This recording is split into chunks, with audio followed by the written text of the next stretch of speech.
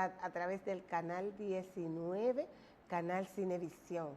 Para todo Estados Unidos pueden vernos a través de Dominican Network. Eso, que no se le olvide, ¿verdad? Dominican Network, todo Estados Unidos. Pero que también ustedes pueden continuar viéndonos a través de las redes sociales, y una de nuestras redes principales, la que usted puede visualizar este contenido en este momento online, es en Facebook. Usted se conecta al Facebook de Andrés Matos y desde ahí puede dar seguimiento a nuestro contenido, pero también en el Facebook de Isabel Acevedo usted puede también conectarse desde ahí. Si no lo ha hecho, pues lo puede hacer, ¿verdad?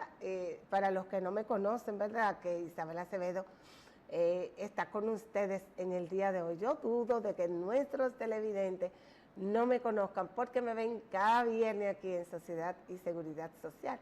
Pero como no es habitual estar aquí los lunes, pues me presento ante ustedes. Nosotros tenemos hoy un tema, como cada semana, de salud que nos trae ese magistral catedrático y médico, el doctor Alfredo Polanco. Vamos a ver si está disponible ya la comunicación con el doctor Alfredo Polanco.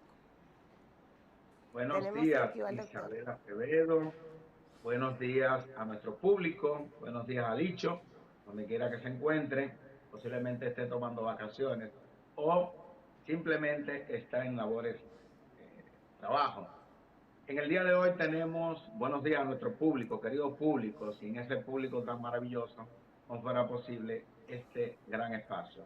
Pues bien, en el día de hoy tenemos un tema bastante importante que ha sido pedido, ha sido solicitado por algunas personas, muchos de mis pacientes.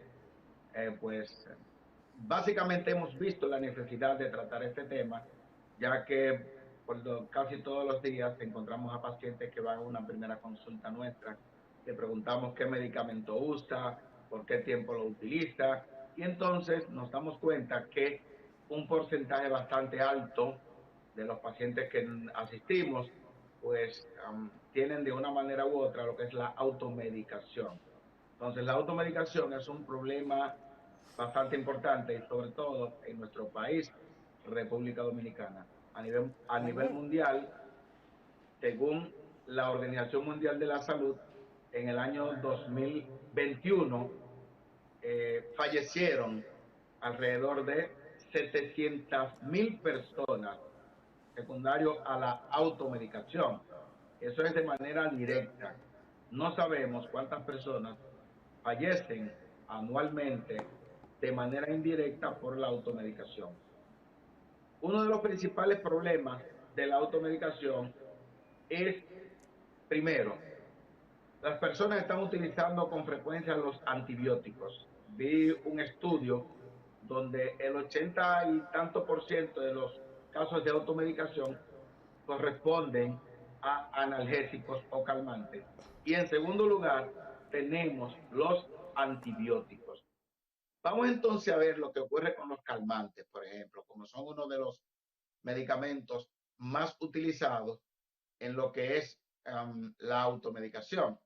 Por ejemplo, en el caso de los analgésicos, sabemos nosotros como médicos el gran problema que acarrea el uso de analgésicos antiinflamatorios.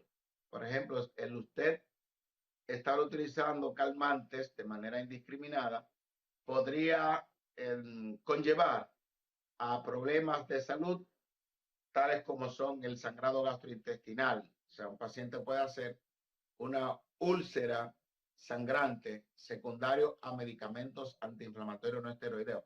Eso es por un lado.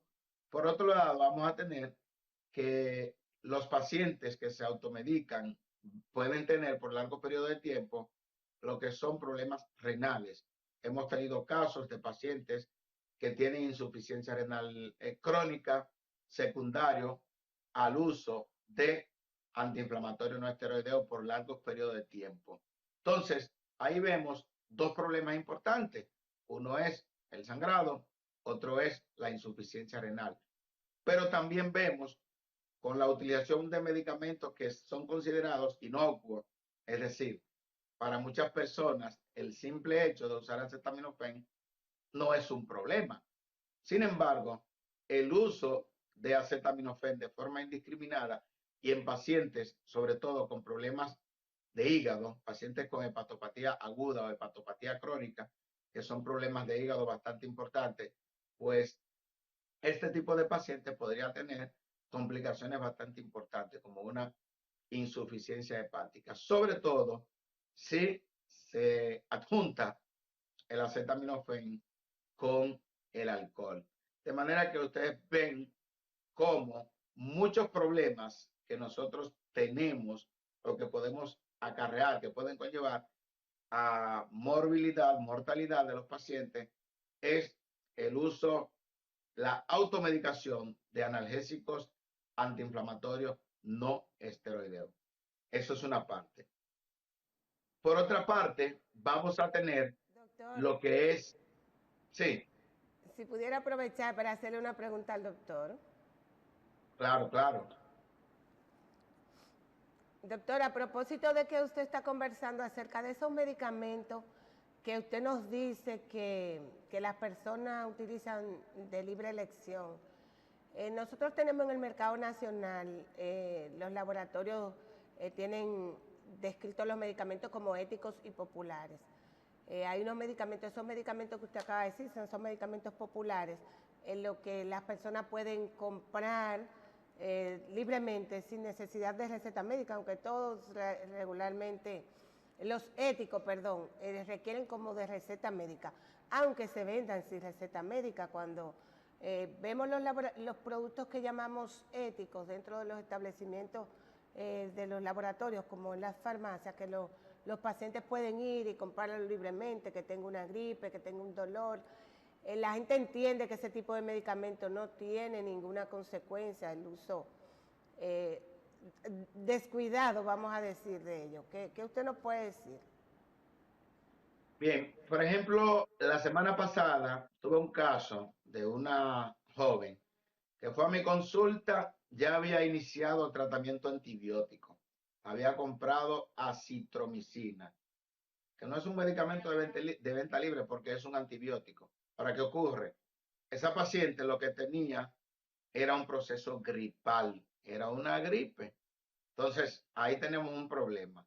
Abuso de antibióticos. Entonces, ahí vamos a tener resistencia microbiana. Por ejemplo, según la Organización Mundial de la Salud, para el 2050, si seguimos como vamos, no vamos a tener un arsenal de antibióticos para tratar los diferentes procesos infecciosos. Y se supone, se presume, se pronostica que para el 2050 morirán por uso indiscriminado de medicamentos más de 11 a 12 millones de personas. O sea, esta sería la segunda causa de muerte si seguimos como vamos. Con respecto a una gripe, por ejemplo, sí, hay jarabes antigripales que usted puede comprar y utilizarlo si usted tiene un proceso gripal.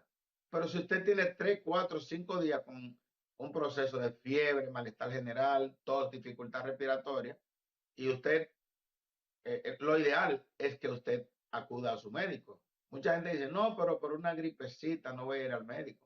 Sí, pero hemos tenido pacientes que no es una gripecita que han tenido una neumonía. Entonces ese paciente se ha descuidado en la casa porque tiene una semana tosiendo. La gripe es un proceso autolimitado.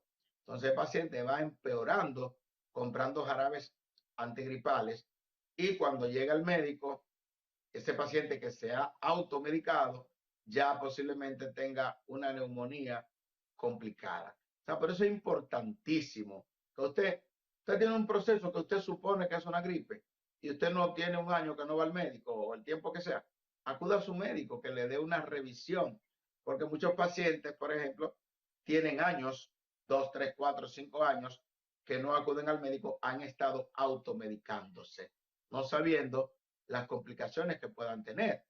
Yo, por ejemplo, la semana pasada, el martes pasado, tuve a un paciente que ¿cuántas veces había ido al médico en los últimos 7 años?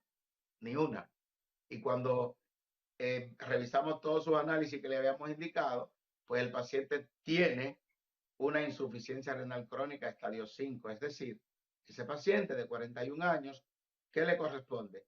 Tratamiento de diálisis. ¿Por qué? Porque si ese paciente 7 años atrás, 6 años atrás, hubiera acudido al médico y no se estuviera automedicando por algunas situaciones que tenía, posiblemente ese paciente no habría llegado a requerir terapia de diálisis. Y me pregunta, ¿pero por qué tiempo la diálisis? Yo le digo, es que es crónico tu problema. Tus riñones están pequeños. Tus riñones miden la mitad de lo que miden unos riñones normales. Es decir, tiene un problema crónico que es irreversible. ¿Por qué? Un paciente que estaba en automedicación durante varios años, no había acudido al médico, ya tenemos una insuficiencia renal crónica. Entonces, continuando con lo que son los antibióticos. Los calmantes o analgésicos son el primer tipo de medicamento más utilizado para automedicación. En segundo lugar, tenemos los antibióticos. Esa proliferación de uso indiscriminado de antibióticos en el mundo entero se exacerbó a partir del año 2020 con la COVID-19. ¿Por qué? Bueno, casi todo paciente, inclusive de manera hasta preventiva, sobre todo en países como República Dominicana, o sea, no todos los países tienen la regulación que tiene Estados Unidos, que hay que tener una receta para adquirir un antibiótico. Se puso muy de moda la utilización de acitromicina y ciprofloxacina. O sea, estos dos antibióticos, un paciente tenía una gripe y compraba uno de estos antibióticos. Se lo tomaba por 5 días, por 7 días, por el tiempo que sea, sin ese paciente necesitar un antibiótico. Porque tenemos que aclararle a la población, una gripe no se maneja con antibióticos. Una gripe es provocada por un virus. Los antibióticos no son contra los virus. Los antibióticos son contra las bacterias, pero la población general no entiende eso. Yo he tenido pacientes que por un dolor de muela, por un dolor abdominal, utilizan un antibiótico. Los antibióticos no son analgésicos, no son calmantes. Entonces, ¿qué trae como consecuencia esto? Que, por ejemplo, los dos tipos de infecciones más frecuentes en el ser humano son las infecciones de las vías respiratorias y las infecciones de las vías urinarias. Ahora, ¿qué ocurre? Cuando usted le hace un cultivo de esputo, cuando usted le hace un cultivo de orina, esa orina salió con una bacteria llamada Escherichia coli y usted va a ver en el antibiograma cómo dice Escherichia coli, más de 100.000 unidades de colonia, resistente a casi todos los antibióticos, sensible a 2 o 3 antibióticos. Entonces, ¿qué ocurre? Tenemos ya una alta resistencia de las infecciones de vía urinaria a los diferentes tipos de antibióticos. ¿Por qué? Porque hemos relajado el uso de antibióticos. Entonces, cualquier tipo de infección de una bacteria resistente, o sea, cualquier persona se la puede transmitir. Es decir, yo que no he utilizado antibióticos, pero alguien que está cerca de mí, que está conmigo, ha utilizado antibióticos de manera indiscriminada. Si yo adquiero esa bacteria, por ejemplo, el bacilo de la tuberculosis, por ejemplo, yo puedo adquirir un bacilo de la tuberculosis resistente, aunque yo haya tenido por primera vez una tuberculosis. Entonces, es como si yo hubiera sido manejado anteriormente para el bacilo de la tuberculosis sin tener tuberculosis. Entonces, eso ocurre con las bacterias resistentes, que lamentablemente, por eso es que dicen claramente la Organización Mundial de la Salud, si no se controla el uso indiscriminado de antibióticos, sobre todo, no vamos a tener para el 2050 un arsenal terapéutico adecuado. ¿Por qué?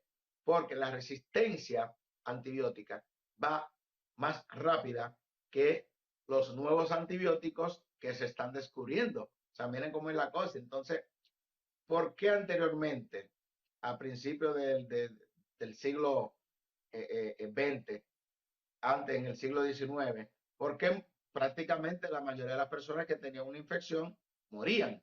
¿Por qué? Porque no habían antibióticos. Bueno, pues así vamos a estar para el 2050 si seguimos como vamos. O sea, por eso hacemos un llamado importante no solamente a los pacientes para la automedicación de antibióticos, sino también para los propios colegas míos, los médicos, que no estén indicando antibióticos para una gripe, porque también eso es un caso que lo vemos muy frecuente, sobre todo después de la COVID-19. Otros medicamentos que se usan de manera inadecuada son los medicamentos antihipertensivos. Por ejemplo, tengo un hermano que sufre de la presión, a mí me diagnosticaron hipertensión arterial, se me terminaron los medicamentos y yo voy a utilizar los medicamentos de mi hermano. Lamentablemente, hay diferentes tipos de medicamentos para la presión y se le indica uno para cada paciente. O sea, cada paciente es particular, individual. Por eso es que no hay un solo medicamento que le controle la presión a todo el mundo, porque depende de la raza, depende del sexo, depende de si es una hipertensión arterial esencial o primaria, si es un tipo de hipertensión secundaria, si se acompaña de diabetes, por ejemplo. Si ese paciente hipertenso es hepatópata crónico, lleva un tratamiento diferente, etcétera, etcétera. Entonces nosotros, como médicos, somos quienes estamos capacitados para que, luego de una buena historia clínica, un examen físico adecuado, pues nosotros vamos a prescribir la terapia antihipertensiva del lugar. Más del 30% de la población mundial adulta es hipertensa. Entonces, los medicamentos para la presión son uno de los medicamentos más utilizados a nivel mundial. Pero usted ha visto que somos 5 hermanos, por ejemplo, que somos hipertensos y cada uno va a llevar un tratamiento que es diferente. ¿Por qué? Porque no todos tenemos el mismo cuerpo, no todos tenemos la misma receptividad de los medicamentos. Igualmente que con los medicamentos para la diabetes. Estamos hablando de las enfermedades crónicas más comunes que existen. Entonces usted va a ver cómo muchas personas se automedican para, que me dijeron que soy prediabético o que tengo un chin de diabetes. No, no tiene un chin. Usted es diabético o es prediabético. Y si a usted le prescribieron un medicamento para la diabetes, ese es el medicamento que usted debe de utilizar. A algunas personas se les prescribe insulina, pero ellos al cabo de un tiempo cambian de insulina para otro medicamento, una pastilla, porque no van a estar Si pudiera más hacerle una pregunta al doctor. utilizando ese medicamento, y cuando ese paciente va a evaluarse, va a tener ya complicaciones crónicas de la diabetes por no haber. Doctor, Sí. yo deseo preguntarle, doctor, a propósito de esos medicamentos que usted está conversando sobre la diabetes, yo estoy viendo muchas personas utilizando los medicamentos que se prescriben para la diabetes para rebajar de peso. ¿Qué daño pudiera estarle haciendo a una persona que lo utilice en ese sentido? Sí, precisamente hay medicamentos que inicialmente se utilizaron o se idearon para la diabetes y como efecto secundario, beneficioso lógicamente, conllevan a la pérdida de peso. O sea, hay diferentes tipos de medicamentos que son bastante buenos, pero ¿qué ocurre? Ese medicamento, por ejemplo, por eso que es importante la no automedicación, porque yo como médico evalúo al paciente, veo el índice de masa corporal que tiene y atendiendo al índice de masa corporal que tiene, vamos a ver con qué dosis de medicamento vamos a empezar. Si ese paciente requiere ese tipo de medicamento, porque hay interacciones, por ejemplo, y si un paciente que tiene una cardiopatía isquémica, o sea, un paciente que ha tenido antecedentes de infarto al miocardio, o si un paciente que ha tenido trombosis cerebral, o si un paciente que tiene alguna otra patología que interactúe con ese medicamento. Entonces, por eso es importante, señores, la evaluación previa del paciente con su médico de cabecera y que ese médico, o sea, el paciente tiene la potestad, tiene el derecho de hacerle cuantas preguntas quieras al médico en esa consulta. Y ahí mismo el médico se la responde y va a salir más satisfecho. El médico le va a decir si conviene o no utilizar tal o cual medicamento. Veo que en los gimnasios, de verdad, que se utilizan muchos medicamentos para um, tener músculos, medicamentos que algunos de los cuales son anabólicos que podrían provocar daño renal. Entonces, por eso hay que tener bastante cuidado cuando usted utiliza cualquier tipo de medicamento sin que sea supervisado por un facultativo médico conocedor de ese medicamento. Con respecto a otros medicamentos como son los antidepresivos, medicamentos ansiolíticos también, que son medicamentos que se prescriben exclusivamente con una receta médica. Las personas que utilizan este tipo de medicamentos, que ustedes ven que para hacerle la indicación le piden hasta la cédula, deben de tener bastante cuidado cuando al médico de repente le cambia ese medicamento por otro y le quedaron algunas pastillas y por ahí hay alguien en la casa que lo podría dar un mal uso. Por ejemplo, hay medicamentos para dormir, hay medicamentos para diferentes situaciones que hemos visto cómo algunas personas le dan un mal uso sin necesitarlo. Entonces, este tipo de medicamentos podrían provocar lo que es hábito, tolerancia y adicción. El hábito es que no van a poder dejarlo. Todos los días van a necesitarlo. La tolerancia es que cada día van a necesitar posiblemente una dosis más alta. Y la adicción ya es la dependencia del paciente a ese medicamento. Entonces, miren cómo lo difícil que es utilizar medicamentos sin usted tener el conocimiento debido, simplemente porque usted ha escuchado, porque usted va a la farmacia y aquí en República Dominicana usted compra cualquier medicamento sin ninguna regulación. Todos hemos tenido algún pariente, algún familiar que nos ha dicho, ah, mira, yo voy para Santo Domingo, yo quiero que me compre tales y tales medicamentos en la farmacia, porque aquí en Estados Unidos esos medicamentos no los puedo adquirir. Todos esos medicamentos los venden en Estados Unidos. ¿Por qué? Cuando vienen al viajecito quieren llevarse en el botiquín todos esos medicamentos. Porque en Estados Unidos hay regulación.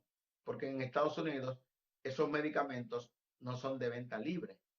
En República Dominicana esos medicamentos no deberían ser de venta libre. Pero usted se para, usted va a una farmacia cualquiera y usted se sienta ahí en un banquito, usted pide algo, usted se sienta y usted va a ver que la mitad de los pacientes que van a comprar medicamentos no van con receta. O sea, simplemente van a veces, mira, yo tengo tal cosa, yo quiero que tú me recomiendes tal medicamento, o yo quiero 20 ampicilina, o yo quiero tantas acitromicina, o yo quiero eso. Es el común denominador. O sea, la gente, en sentido general, inclusive para automedicarse, prefieren comprar el medicamento más caro porque si lo compraran con la receta, posiblemente el seguro le cubriera. Ahora, para que el seguro le cubra, yo tengo que tener una pertinencia, el por qué yo indiqué ese medicamento a ese paciente. Hay Doctor otros Polanco, tipos de tenemos, medicamentos. doctor, Perdón. déjeme preguntarle, tenemos una gran cantidad de personas aquí en el país, que yo siempre digo para las autoridades está pasando desapercibido ese tema, pero muchas personas se están automedicando para dormir, buscando medicamentos para poder dormir. ¿Qué usted nos dice de esta conducta que estamos adoptando los Sí, dominicanos? sí, Yo digo después de la que esos pandemia. productos se venden igual que los antigripales, los productos para dormir, en cantidad Sí, igual. sí, después, sí, excelente pregunta. Después de la pandemia, pues una gran cantidad de personas jóvenes, asimismo, jóvenes, han quedado con problemas psiquiátricos, problemas de insomnio. Entonces, ¿qué hacen? Han optado por comprar medicamentos. Por ejemplo, hay muchas personas que en el 2020 le prescribieron medicamentos, que no voy a decir el nombre, pero que usted lo puede comprar, lo puede pedir de boca. Tal medicamento de tantos miligramos y le van a dar la caja que usted quiera. Entonces, ¿qué ocurre? ese medicamento usted no puede utilizarlo durante 1 año, 2 años, 3 años. Ese medicamento sin una supervisión. Hay muchos pacientes que dicen, wow, yo empecé con una tableta de tantos miligramos y ahora he duplicado la tableta y ni aún así estoy durmiendo. Entonces hay pacientes que han cuadruplicado la dosis de la tableta. Entonces usted no sabe cuáles efectos secundarios podría acarrear en usted ese medicamento. Y después de usted, para usted librarse de ese medicamento, va a ser sumamente difícil. Un paciente que va a requerir incluso en muchos casos rehabilitación. ¿Por qué? Porque ya tienen años intoxicados prácticamente con esos medicamentos sin saber el daño que esto puede acarrear. Por eso es importante, señores, que usted pague su consulta, vaya a su médico de cabecera, examínese, evalúese para ver si usted requiere ese medicamento. ¿Por qué? Porque muchas veces usted tuvo un insomnio por una situación de un estrés que pasó, usted tenía un pariente con COVID, usted pensaba que se iba a morir, estuvo muy estresado, le prescribieron un medicamento, pero seguro que ese facultativo le puso una cita para verlo en 1 mes, 2 meses, etcétera. Y en el tiempo que le puso la cita, posiblemente cuando ya le iba a ir disminuyendo ese medicamento o se lo iba a retirar por completo. Y usted no necesita ese medicamento. Hay muchos pacientes que lo ingresan por tal o cual enfermedad y cuando llegan al médico llevan una gran cantidad de medicamentos que estaban usando y le dicen el médico, no, no, no, por ahora, déjeme todo eso. Usted ahora está ingresado, usted no necesita todos esos medicamentos. Y ocurre que cuando se le da el alta, que el paciente duró 4 o 5 días ingresado, esa gran cantidad de medicamentos ansiolíticos que estaba usando por cuenta propia, no los necesitaba. Entonces, importantísimo, señores, televidentes, que evitemos lo que es la automedicación. Una gran cantidad de dinero se pierde con la automedicación, pero con la automedicación perdemos una gran cantidad de vidas y cada año se Doctor, pierden y se perderán más vidas. an- Si antes de continuamos que como usted se estamos. nos vaya, doctor, yo quisiera que usted le hable a nuestro público, aunque sea de manera breve, sobre esos medicamentos que se usan para el dolor, que se usan para inflamación, que generalmente la gente los compra y los consume de manera desordenada, porque en algún momento el médico se lo indicó y le indicó, generalmente el médico indica un tratamiento a seguir de varios días, varias cantidades por día, pero ellos indistintamente lo utilizan 1 o 2 en el día, al otro día vuelven y se toman otro, después vuelven y se toman uno. Entonces, se hace como un hábito de estar usando eso porque el médico en algún momento se lo indicó, pero no es que le dan el uso adecuado y ni siquiera saben si tienen por lo mismo que fueron al médico en ese momento. Sí, muy importante. Hemos tenido pacientes que han tenido, por ejemplo, le han indicado un diclofenac, un ibuprofen para una patología tal o cual, para el dolor. Entonces ese paciente de repente tiene un dolor abdominal, le duele la barriga. Ese paciente se toma el medicamento mencionado anteriormente cada 8 horas. Se le quitó el dolor de barriga, ¿ok? Pero ese paciente posiblemente, o el dolor abdominal, posiblemente, ¿qué tenía? Porque lo hemos visto, una apendicitis. Entonces, el dolor, que se sepa la población, el dolor es un aviso, el dolor es una alarma que nos dice que una parte de nuestro cuerpo tiene problemas. Sin el dolor, muchas enfermedades nosotros no podríamos diagnosticar. Entonces, a veces el paciente tuvo un dolor, se tomó tal o cuantos analgésicos, llega al hospital, cuando lo evaluamos, le ponemos la mano en el abdomen y está completamente sin síntomas. Ah, bueno, a usted no le duele nada. Lo despachamos. A los 2 días llega el paciente con una apendicitis perforada. Oh, pero él no fue al médico antes de ayer. Sí, pero no tenía dolor. Ay, ¿qué pasó? Se tomó 2 calmantes. Entonces eso enmascaró el cuadro de apendicitis. Nosotros cuando vamos a la entrega de guardia todos los días en los hospitales, a las 7:30 de la mañana, por ejemplo, discutimos, tratamos todos esos casos que se presentan en el día a día y vemos cómo los pacientes, por ejemplo, ese paciente que se le perforó el apéndice y que posteriormente hizo un cuadro de sepsis, o sea, una infección generalizada, y que falleció. ¿Por qué murió ese paciente? Aunque en el acta de función se ponga que fue por una apendicitis perforada, nunca va a surgir en el diagnóstico del acta de función que ese paciente murió por una automedicación.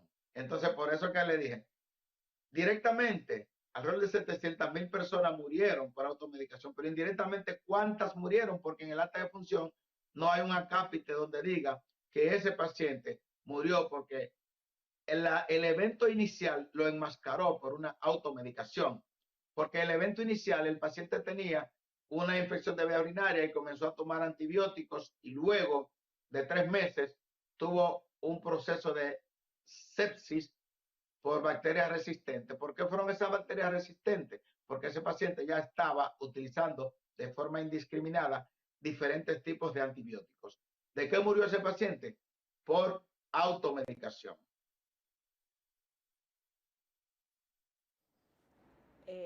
Hay medicamentos, doctor, que, por ejemplo, usted mencionó ahorita 2 medicamentos y yo no quiero desaprovechar la oportunidad de conversar con usted a ese respecto. Usted mencionó ahorita el ibuprofeno. Resulta que en Europa ese medicamento no se utiliza si no es bajo receta médica. Y en Estados Unidos la concentración en la que circula es de 200 miligramos. Aquí lo tenemos hasta 800 y de un uso completamente diario e inadecuado de las personas. ¿Usted cree que el Ministerio de Salud, y le hago la pregunta, ¿verdad? Porque usted es parte del sistema. Yo entiendo que ha habido como negligencia con el Ministerio de Salud y el uso de ese medicamento. Sí, ese y otros medicamentos. O sea, la persona aquí, y está claro, en Estados Unidos 200 miligramos de ibuprofeno. Aquí 400, 800 miligramos, etcétera. Esa dosis es una dosis terapéutica para algún tipo de dolencia que nosotros los médicos sabemos, pero en sentido general, imagínense ustedes cuando un paciente se toma 3 veces al día ibuprofeno de 800 miligramos, usted se imagina el daño que le está provocando a su estómago, ¿ah? Una perforación, una úlcera gástrica. Usted se imagina el daño que le está provocando a sus riñones, una insuficiencia renal aguda por el uso inadecuado de antiinflamatorios no esteroideos. O sea, y así sucesivamente. O sea, podemos tener diversas patologías secundarias a este medicamento y a otros que la dosis, por ejemplo, la cantidad, el tiempo, no debería de pasar de 7 días. Y usted va a ver pacientes utilizándolo hasta por un mes de manera indiscriminada. Lo mismo pasa con los antibióticos, que hay pacientes que hasta por el dolor de barriga, por lo que sea, utilizan una ampicilina. Lamentablemente, estamos provocándonos bastante daño a nuestro cuerpo, bastante daño a nuestro sistema inmunológico, a nuestro sistema de defensa, porque nosotros estamos inclusive cuando estamos utilizando antibióticos, estamos provocándole daño a unas bacterias que se llaman bacterias comensales, o sea, unas bacterias que nosotros tenemos que son las encargadas de la defensa de nuestro cuerpo. Y lamentablemente estamos haciendo un barrido de esas bacterias y cuando viene a ver, tenemos infecciones por hongos, infecciones micóticas. Y ahí sí es verdad que la pintura es dura cuando tenemos una infección por hongo, que hay pocas armas para las infecciones por hongo, que muchas veces son secundarias al uso indiscriminado de antibióticos. Nos barrieron todas las bacterias defensoras y ahí tenemos entonces infecciones por hongo. Disponibilidad de tiempo que usted tiene, yo creo que yo he abusado de esos tiempos en el día de hoy, pero es que yo estoy en mi ambiente de trabajo, yo veo cantidad de situaciones que se producen y yo cuando supe que tenía que verlo, que estar compartiendo hoy el programa con usted, una de mis grandes satisfacciones fue esa, porque sabía que iba a poder conversar con usted sobre este tema. Gracias, gracias. Hay un producto aquí, yo quisiera que usted me diga, la pseudofedrina, ¿qué efecto hace al organismo? Y si, yo creo que no está o que está contraindicada en el uso de ese medicamento. De hecho, le Que hago la la pregunta pseudoefedrina, porque tenemos aquí un famoso antigripal que todo el mundo lo busca de manera efusiva en todos los establecimientos comerciales, es porque contiene esta sustancia. Y hasta donde yo sé, el Ministerio de Salud Pública como que está controlada, pero sigue circulando el producto de manera sin ninguna bien, la precaución pseudoefedrina, en su venta. sí, sí, es un medicamento que provoca, uno de sus efectos importantes es una vasoconstricción. Por tanto, es un descongestionante bastante importante. Ahora bien, como provoca vasoconstricción, podría en algún momento provocar incluso afectaciones cardíacas, como son taquicardia, podría provocar arritmias cardíacas bastante importantes. O sea que cualquier paciente que haya tenido, por ejemplo, cardiopatía isquémica, es decir, paciente que haya tenido un infarto, lógicamente le va a provocar aumento de la frecuencia cardíaca, aumento del consumo de oxígeno, podría desencadenar arritmia y por tal motivo podría desencadenar otro infarto agudo al miocardio. ¿Sabes cómo te digo? Por eso es importantísimo que todos esos medicamentos, antes de nosotros hacer una prescripción, te ve que nosotros hacemos una buena historia clínica, donde vamos a hacerle al paciente preguntas importantes. El paciente a veces yo le digo, doctor, al paciente que me excuse, que le estoy quitando mucho tiempo, porque siempre uno tiene que ser respetuoso con el tiempo del paciente, y a veces uno se tarda demasiado tiempo en la consulta del paciente. Yo le pido excusa, pero yo le digo, lo que pasa es que usted es un paciente especial y yo tengo que ver que este medicamento que le voy a indicar no choque con alguna patología que usted tenga. Por eso usted ve que uno le pregunta, ¿usted tiene antecedente de asma? ¿Usted tiene antecedente de migraña? ¿Usted tiene antecedente de que es hipertenso? ¿Es diabético? O sea, todas esas preguntas son obligatorias. ¿Usted ha tenido alergia a algún medicamento? O sea, son preguntas que nosotros le hacemos al paciente para saber con exactitud que ese medicamento que le vamos a prescribir no choque o tenga la mínima posibilidad de tener efectos deletéreos en ese paciente, para que el paciente no diga, pero mira, yo fui a un chequeo de rutina, fui bien y salí mal, porque estoy mal. Entonces, es importantísimo por eso que el paciente sepa el por qué no ocultarnos cualquier patología que haya tenido, porque nosotros no somos brujos, nosotros actuamos con el método científico. Doctor, esos medicamentos, usted acaba de mencionar asma y resulta que he visto con mucha frecuencia que personas que tienen niños con asma, cuando lo ven con un cuadro de gripe, pues ellos tienden a medicarlo con esos mismos productos que el médico en un momento determinado, el niño hizo un episodio de asma, el médico le prescribió esos medicamentos, pues ellos desde que lo ven con una gripecita, antes de que el niño haga un episodio de asma, pues le dan el mismo tratamiento que el médico le indicó. Yo creo que eso es muy lesivo para la salud. ¿Qué usted nos dice?